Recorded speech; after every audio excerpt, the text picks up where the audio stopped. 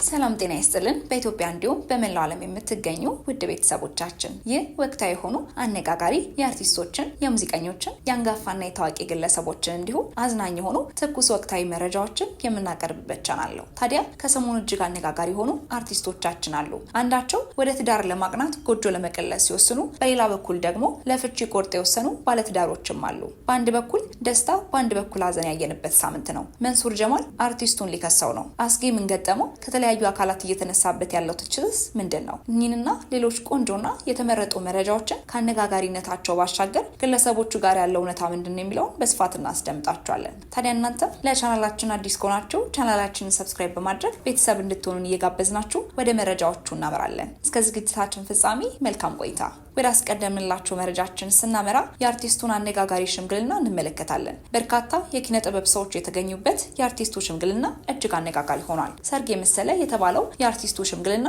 ከብዙዎች ዘንድ አድናቆትን ተችሏል። እንደ ሰርግ የደመቀ ሽምግልና በርካቶችን ያስገረመ ሲሆን ብዙ እየተባለለትም ይገኛል። ከአንጋፋ የማስታወቂያ ባለሙያ ስራይት ፍቅሬ አንስቶ በርካቶች በሽምግልና ለየት ባለ መልኩ ታድመዋል። ሚያዝያ 19 ቀን 2017 ዓ.ም ዕለተ እሑድ የተላከው ሽምግልና ከአበባው ጀምሮ እጅግ አነጋጋሪ ነው ተብሎለታል።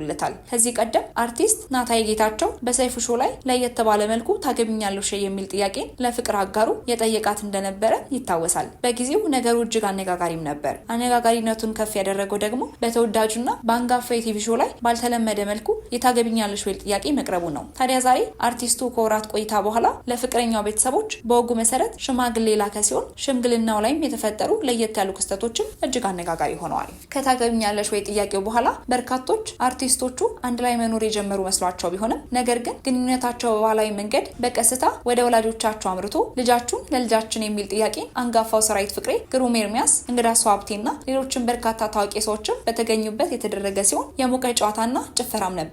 ከሰሞኑ የምንሰማቸው ነገሮች ከባድ ስለሆኑና የአርቲስቶችን መፋታት ከጊዜ ወደ ጊዜ እየለመድን ስላለን የእነዚህን አርቲስቶች ትዳር እንደ ጅማሬ ሁሉ እንዲያጸና መልካምና ልባዊ ምኞታችን ነው። ወደ ቀጣይ መረጃችን ስናመራ በጋሞኛ ሙዚቃዎቹ በስፋት የሚታወቀው ድምፃዊ ያስገኘው አሽኮ አስጌ በፍቅር ያበደች ሴት ካሳየኝ እኔ የማይሞት ሰው አሳይሃለሁ በሚል በማህበራዊ ሚዲያ አሰራጨው መልእክት የተለያዩ አስተያየቶችን እያስተናገደ ይገኛል። ሁሉም ሴቶች በአንድ ላይ መፈረጅ አልነበረበትም በሚል ትችትን ያስተናገደው ድምፃዊው ሴት ልጅ በፍቅር አታብድም፣ ምክንያቱም ሰው አታፈቅርም፣ ሴት ልጅ የምታፈቅረው የወንድን ልጅ ብቃቱን ኳሊፊኬሽን ነው፣ በር ቁመናና ደህንነት ፕሮቴክሽን ሲል በጥቅሉ የሴትን ልጅ ፍላጎት አስቀምጧልም ተብሏል። ድምፃዊው ሲቀጥልም ብር ቁመናና ደህንነት ይነው ዋጋ መለኪያዋ፣ ይህ ደግሞ ፍቅር አይባልም ካለም በኋላ እስኪ ሀብታም ሴት አፈቀርኩ ስትል የሰማለ በማለት ይጠይቅና የለም አትልፉ ሲልም ራሱ ምላሽ ሰጥቷል። ይህን ሲያብራራ ምክንያቱም የብቃት አሊያም ደግሞ ኳሊፊኬሽን ጥያቄ ያለባት ምናልባትም መውለድ የልጅ ፍላጎት ብቻ እንጂ በተቃራኒው ወንድ ደግሞ ምንም ትሁን ምን መስፈርት የለውም ብቻ በክብሩ አትምጣበት እንጂ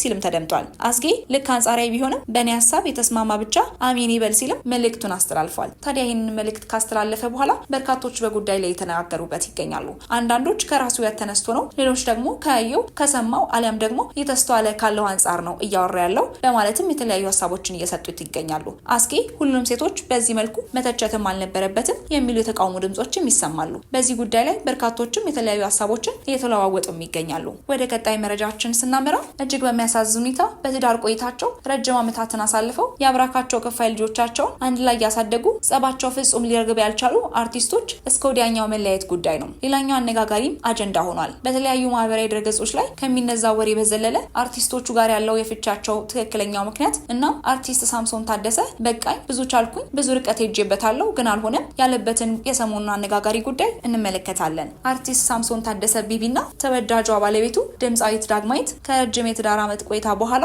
መፋታታቸውን በይፋ አስታውቀዋል። ሳምሶን በቃኝ ከዚህ በላይ አልችልም ሲልም ተናግሯል። ሳምሶን ሰይፉ ላይ ቀርቦ በተናገረው ኢንተርቪው ልጆቼን አሳድጋለሁ፣ አበላቸዋለሁ፣ አጠጣቸዋለሁ፣ እሷ በማትኖርበት ጊዜ እንከባከባቸዋለሁ፣ እግራቸውን አጥቤ አስተኛቸዋለሁ ሲልም መናገሩን ተከትሎ በርካቶች የተለያዩ ሀሳቦችን እያንሸራሸሩ ይገኛሉ። ፌስቡኩ፣ ቲክቶክ እና ዩቲዩብም በእነዚህ ባለትዳሮች እጅግ ተጨናንቋል። ልክ እንደነዚህ ባለትዳሮች የተወራለ ለማለትም በእጅጉ ያስቸግራል። ባለትዳሮቹ ለረጅም ዓመታትና ጊዜያት እጅግ አነጋጋሪ ሆነው ቆይተዋል። አንዳቸው ለአንዳቸው ክፉ ማይነጋገሩት ባለትዳሮቹ መጨረሻቸው እንዲሆኑ በርካቶችን አሳዝነዋል። 3 የአብራክ ክፋይ ያላቸው ባለትዳሮቹ መጨረሻቸው እንዲህ መሆኑ ለልጆቹም ሆነ ለሚሰማው በሙሉ እጅግ አስደንጋጭ ሆኗል። ይህ ጉዳይም አልተጠበቀም ነበር። በመሃላቸው እየተፈጠሩ ያለ ነገሮች በስፋት እየተነገሩ ቢቆዩ ነገር ግን አብዛኛዎቹ ውሸት ስለመሆናቸውም ተነግሯል። ሆኖም ግን በመካከላቸው የተፈጠረውን ነገር ከመናገር ሳምሶን ተቆጥቧል። ስለ ሚስቴ ክፉ ነገር አልናገርም ሲልም መደመጡን ተከትሎ በርካቶች በዚህ ንግግሩ አድናቆትን እየቸሩት ይገኛሉ። አንተ ጀግና ነህ፣ በቃ ወንድ ልጅ ልቅም ጥንቅቅ ብሎ በአእምሮ ሲሰራ ይህንን ይመስላል። የሰለጠነ ወንድ መገለጫ ይሄ ነው። ስለተፋቱት ሚስቱ ክፉ ነገር አውርቶልን ገንዘብ እንሸቅላለን ብለው ያሰፈሰፉ ላይ ውሃ ቸለሰባቸው። እንደ ትልቅ ድል ስለ ቀድሞ ሚስታቸው ክፉ በማውራት ሲያግሮመሩም የምናያቸው ባሉበት ዓለም እንደ ሳምሶን ቤቢ ዘመኑን የመጠነ ወንድ ልጅ ስለ ንቦናን የተላበሱ አይ ስለ ቀድሞ ባለቤቴ ክፉ አላወራም፣ ልጆች አሉን፣ ስለ እሷ ክፉ ማውራት አይታስብም፣ ምንም ቢሆን ምን የልጆቼ እናት ናት፣ የእሷ ውድቀት ውድቀቴ ነው፣ የእሷ ደስታ ደስታዬ ነው፣ ሁሌም ጥሩ እንድትሆን ነው የምፈልገው፣ ምክንያቱም ልጆች አሉን። እንደዛም ነው ጥሩ ሰዎች በምንም ሁኔታ ሲለያዩ መልካሙን መንገድ ማየት ጥሩ ነው። ይህ ነው ስልጣኔ።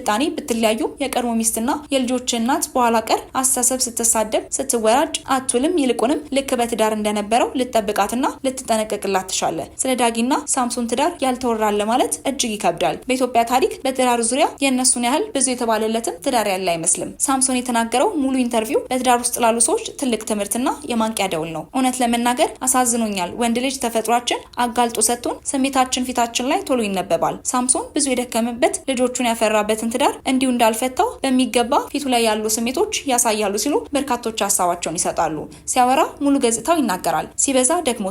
ሲበቃው የማይችል ሆኖ ከአቅሙ በላይ ሲሆን ለልጆቹ ሲል መኖር እንዳለበት በማመንም ትልቅ የሀሳብ ፍጭት ውስጥ ገብቶ ተጎድቶበት እንደነበረ ፊቱን በማየት ብቻ ማወቅ ይቻላል። እናም የሳምሶንን ሁኔታ አለማድነቅ እጅግ ከባድ ነው ሲሉ በርካቶችም የሳምሶንን ሁኔታ እያደነቁት ይገኛሉ። ዳግማዊት ደግሞ ከሰሞኑ በሌላ ጉዳይ እንደተወጠረችም ይታወቃል። አንድ ግለሰብ እያስፈራራኝ ነው፣ የግድ ላግኝሽ እያለኝ ነው በማለትም በማህበራዊ ሚዲያ ላይ አንድ ነገር ብትሆን እሱ እንደሆነ በመግለጽ በዚያ ጉዳይ ላይ ተጠምዳለች። ግለሰቡም ለቀልድ ነው ያልኩት ቢልም ዳግማዊት ግን የድምጽ ማስረጃ አውጥታለች። በድምጽ ቅጂው ላይም ግለሰቡ እንደሚገላት ሲዝትና እየማለ ሲነግራትም ነበር። ታዲያ ይህንን ጉዳይ ዳግማዊትም ወደ ህግ እንደምትወስደው ስትናገር ነበር። እናም ከሰሞኑ የድምጻዊት ዳግማዊትና የአርቲስት ሳምሶን ቤቢ ጉዳይም እጅግ እያነጋገረ ቆይቷል። መጨረሻው መፋታት መሆኑም በርካቶችን አሳዝኗል።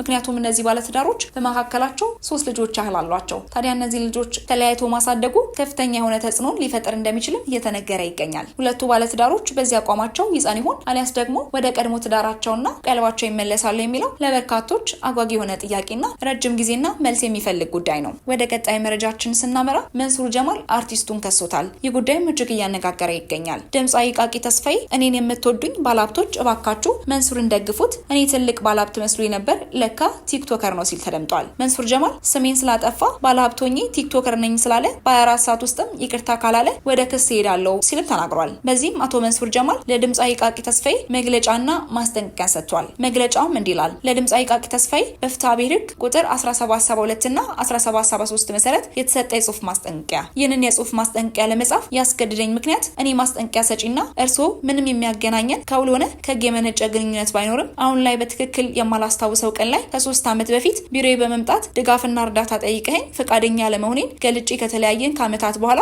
አይቤክስ ሚዲያ በተሰኘ የዩቲዩብ ቻናል በቀን 18ኛ ወር 2017 ዓ.ም በመቅረብ መንሱር ጀማል ባለሀብት አይደለም ቲክቶከር ነው፣ እኔን የምትረዱኝ ባለሀብቶች መንሱርን እርዱት እና መሰል ቃላቶችን በመጠቀም የሐሰት ሐሜትና ስም ማጥፋት አድርጎብኛልን ብለዋል። ይህን ድርጊት ሆን ተብሎ እኔ ያለኝን መልካም ስምና ዝናዬን እንድነጠቅ ከኔ ጋር የሚሰሩ የንግድ ሰዎችም በእኔ ላይ እምነት እንዳይኖራቸው ሳልቸገር እርዱት በማለትም በወንጀል ህግና በፍትሐ ብሔር ሊያስጠይቅ የሚችል ተግባር ፈጽመብኛልን ብሎታል። ታዲያ ይህ ድርጊት ጥፋት መሆኑን በማወቅ ቀደም ሲል በቀረብክበት አይቤክስ ሚዲያ ላይ በመቅረብ ለተናገርካቸው ለእያንዳንዷ ንግግርን ይፋ ይቅርታ የማስጠንቀቂያ በእጅ ወይም በስም በተመዘገበበት ሲም ካርድ በተከፈተ ቴሌግራም ወይም ዋትስአፕ በደረሰ ጊዜ በ24 ሰዓት ውስጥም ይቅርታ እንድትጠይቀኝ፣ ይህ ባይሆን ግን በአገሪቱ ህግ መሰረት በፍትሐ ብሔርና በወንጀል ስልጣን ባለው አካል በመቅረብም በህግ እንደምትጠይቅ እያሳወቁ ይህንን ማስጠንቀቂያ ሰጥቻለሁ ሲልም ባለሀብቱ መንሱር ጀማል ለግለሰቡ ይህንን ማስጠንቀቂያ ሰጥቶታል። ወደ ተመልካቾቻችን ለሰዓቱ የነበሩን አዝናኝ መረጃዎች እኚህን ይመስሉ ነበር። አብራችሁን ስለነበራችሁ እጅግ አድርገን እናመሰግናለን። ቸር ቆዩልን።